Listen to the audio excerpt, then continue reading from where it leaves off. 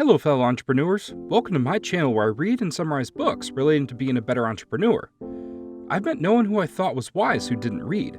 I believe reading is essential for those who seek to rise above the ordinary. So today, we'll be learning from Richard Wiseman and his book 59 Seconds. Think a little, change a lot. So without further ado, let's get straight into it. A well-known anecdote about a man and his boiler sums up where we are in terms of self-help these days.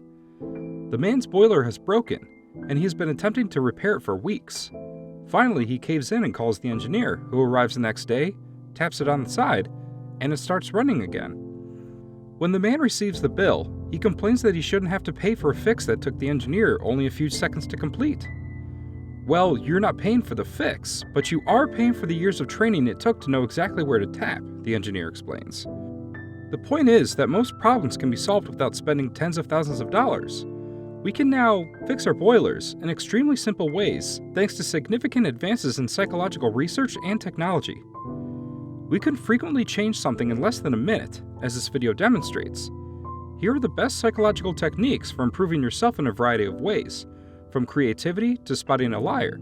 You'll learn why the self-help industry's obsession with visualization is misguided, how to use psychology to improve your likability, and what a 19th century French engineer discovered about working in groups in this video.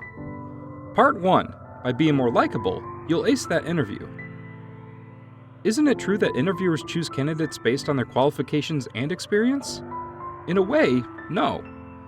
When it comes to landing a job, studies have shown that one factor stands out above the rest: likability. Here are a few easy ways to win people's approval. Researchers from the University of Washington and the University of Florida studied over 100 former students looking for their first jobs and discovered that those who gained the favor of the interviewer were more likely to be hired. Some talked about interesting topics unrelated to the job. Others kept a genuine smile on their faces, and some spoke highly of the organization they were applying to. This is great news because these are simple to implement and have a significant impact. Another way to win an interviewer's favor is to reveal your flaws right away. In the 1970s, psychologists at Duke University conducted research in which participants listened to a recording of a man discussing his life. The man confessed to cheating in school early on in one tape, but not until the end of another. Those who had heard the tape on which he made an early confession thought he was a lot more likable. As a result, saving your positive qualities until the end of the interview is advantageous. As a result, it appears that you prefer to let your strong points come up naturally in conversation, making you more likable. Last but not least, if you make a mistake in an interview, don't panic. A mistake is likely to be more obvious to you than it is to others, and an exaggerated reaction or apology will only draw attention to something that would have gone unnoticed otherwise. You'll be more sympathetic if you make a few mistakes and avoid gossip. Likability is beneficial in your social life as well as in interviews. In fact, if you're unlikable, you'll have a hard time making friends or persuading others. It may surprise you, but competent people are more appealing and likable when they make mistakes, rather than when they try to be perfect. Consider President John F. Kennedy's response to the invasion of the Bay of Pigs. Despite the failure of the attempted invasion of Cuba, Kennedy's popularity grew as he made no excuses and accepted full responsibility for the failure. To learn more about this, Richard Wiseman, the author of the book, gathered a crowd and chose two actresses to demonstrate how to use a blender. One actress delivered a flawless performance and appeared to be extremely knowledgeable. The other made a mistake. The lid of the blender came off, spilling fruit juice all over herself. Despite the fact that the audience found the perfect person's demonstration to be professional and convincing, the second actress was voted the most likable. People said they couldn't relate to the first actress's flawless performance, but warmed up to the second actress, who showed a more human side when asked to explain their ratings. It's important to note that this effect only occurs if you're already perceived as competent. Making mistakes will cost you money and make you appear unappealing if you're an average performer. Don't worry about perfection if you're good at what you're doing. It's endearing when you make a mistake. Another thing that will make you more appealing is to avoid gossip. Researchers from Ohio State University investigated how gossip is perceived. Participants were asked to watch a video in which actors made negative remarks about a third party. Surprisingly, the participants thought the actors had the negative characteristics that the actors blamed on the third party. Simply say positive things about others if you want to be seen positively. Part 2. Motivate yourself without wasting time on fantasies. Everyone in the self-help industry seems to have jumped on the visualization bandwagon in recent years. It is recommended as a method for achieving your objectives. Simply visualize yourself fitting into those jeans and voila! However, according to several scientific studies, visualization isn't all it's cracked up to be. Students in one study at the University of California were asked to imagine receiving a high grade for a few moments each day and how good it made them feel. Another group of students was not required to participate in any activities. Even though the visualization exercise took only a few minutes, the results showed that the visualization students studied less and had lower exam grades than the other group, despite the fact that the visualization exercise took only a few minutes. Researchers theorize that people who fantasize about having a great life don't prepare for setbacks, and thus lack the perseverance needed to achieve their objectives. So, what works to bring about positive change? Making a strategy. Part 3. Make a strategy. Richard Wiseman once conducted a study that followed 5,000 people with various goals, ranging from weight loss to quitting smoking. Those who had a plan were more likely to achieve their objectives. Breaking down your goals into sub-goals and creating a step-by-step process is the best way to plan. You'll feel less fear and hesitation if you take these less intimidating steps. That's how you get yourself into those jeans. Telling your friends and family about your goals is another effective way to achieve them. Psychologists have long known that when plans and promises are made public, people are more likely to follow through. So get them out there. Part 4. By skipping brainstorming, you can boost your creativity. Most people consider brainstorming to be a fantastic way to boost creativity. This is most likely a holdover from the 1940s, when advertising executive Alex Osborne claimed that working in a group could generate twice the number of ideas. However, a growing body of evidence suggests that brainstorming causes us to suppress rather than form creative ideas. A French agricultural engineer conducted a study in the 1880s in which participants were asked to pull a rope to lift heavy weights. Individuals could lift around 185 pounds when working alone, according to his findings. When they were in a group, however, the weight per person dropped to 140 pounds. This occurs as a result of the fact that when we work in groups, responsibility is dispersed. When we're alone, however, we're solely responsible for our own success or failure. This was confirmed by Brian Mullen's research at the University of Kent in Canterbury.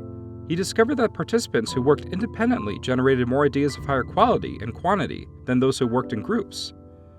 But aside from working independently, what other options do you have for being more innovative and creative? Look to your subconscious mind for answers. Salvador Dali would lie on a couch with a spoon in his hand to receive new painting ideas. The spoon would fall out of his hand and onto the floor as he fell asleep. The sound would startle him awake, and he'd immediately begin sketching while in this slightly altered, more subconscious state. Most people are aware that our subconscious mind is capable of amazing feats.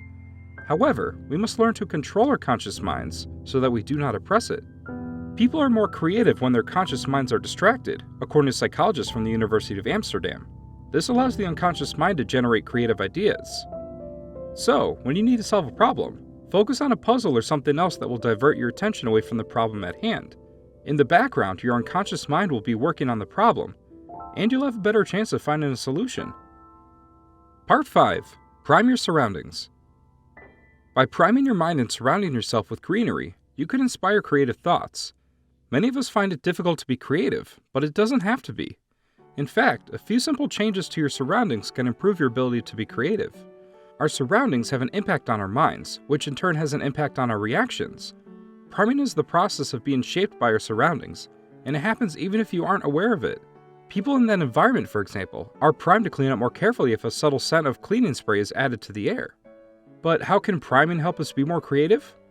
Participants were asked to write a few sentences about punks, their behavior, appearance, and lifestyle.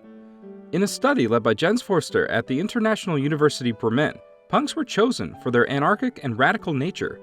Another group was asked to do the same thing, but this time it was to imagine a typical engineer who would be conservative and logical. After that, they were put through a standard creativity test. What's the end result? The group that was primed by thinking about punks was significantly more creative than the group that was primed by thinking about engineers. Take a few moments to describe a musician or artist using this knowledge. Make a list of their actions, mannerisms, and appearance. Getting into that mindset will help you be more creative. Adding plants and flowers to your surroundings is another quick way to encourage creativity. These reduce stress and improve your mood, allowing you to be more creative. Researchers asked a group of people to complete various creative tasks in rooms with plants or racks in one study. The addition of the plant was found to significantly increase people's creativity. Another study of workplace creativity, conducted by Texas A&M University, found that putting flowers and plants in an office increased male employees' idea generation by 15% and improved female employees' problem-solving abilities. Part 6. Focusing on the positive aspects of life can make you happier. Everyone experiences events that make us anxious, unhappy, or even depressed, whether it's a breakup, illness, or just daily stress. The good news is that you can relieve your stress with a simple exercise. People seek distraction in such situations, but this is only a temporary solution. You should instead use a benefit-finding solution. That is, look for positive aspects of the traumatic event. It's a simple technique that has been shown to help people in even the most difficult situations. Over 300 undergraduates were asked to choose an incident in their lives in which they had been hurt or offended in a study conducted at the University of Miami. The participants were then asked to spend a few minutes recounting the event and focusing on how it negatively impacted them. The others were instructed to concentrate on the positive aspects of the experience, such as how it made them stronger or wiser. The findings revealed that those who focused on the positive aspects of their experience were better able to deal with their anger and unhappiness. But what about the outliers? While it may seem impossible to find the silver lining in a bad situation, there is evidence that good can come from them as well. According to research, after the 9/11 terrorist attacks, Americans' positive character traits such as gratitude, hope, kindness, leadership, and teamwork all increased. Other research has found that suffering from a serious physical illness can increase one's courage, fairness, curiosity, humor, and appreciation of beauty. Part 7. By paying attention to your words, you can improve your relationships. In our relationships, we could probably all use a little help. So, what are some quick skills that we can pick up to keep them on track? Mutual support and agreement are essential in relationships. However, because we are so sensitive to our partner's remarks, even the tiniest remark needs to be sweetened with love and attention. This was discovered by psychologist John Gottman during his research into what causes couples to stay together or break up. Positive comments play a role in agreements, understanding, and forgiveness, while negative comments play a role in opposition, criticism, and contempt. Positive comments must outnumber negative comments by a factor of 5 to 1 for a couple to live happily ever after. What else can you do to keep your relationship healthy besides showering your darling with positive comments? Try writing down your feelings and thoughts. Psychologists at the University of Texas divided 80 new couples into 2 groups to study ways to improve relationships. One group had to write down their thoughts and feelings about the relationship for 20 minutes every day for 3 days, while the other had to simply write about their days. After 3 months, 77% of the first group and 52% of the second group were still together. Part 8. To detect a lie, use psychology. Do you know how to spot a liar? When they're trying to hide something, they probably make grand gestures or tell elaborate stories, right? That is not, however, what psychologists have discovered. According to some studies, people who lie are no more stressed than those who tell the truth. Researchers from the University of Southampton took students' pulses while questioning them about their grades in 2008. Almost half the participants exaggerated their success, but they were no more stressed than their truthful counterparts. Liars, according to researchers and trained observers, are just as likely to look you in the eyes as those who are telling the truth, and they do not fidget or move anxiously in their seats. As a result, the belief that lying makes us anxious is untrue. So, what's the best way to catch a liar? A liar is likely to appear as if he is overthinking things for no reason. Liars use an impersonal tone and try to avoid answering questions. To lie, you must consider what other people already know, what they might learn, what is plausible, and what you've already said. Let's pretend you lied to someone about your plans for the evening. After a few days, the person to whom you lied inquires about it. Suddenly, your brain will scramble to remember everything you've said so far and avoid any inconsistencies. As a result, your physiology reacts in the same way it does when you think about a problem when you lie.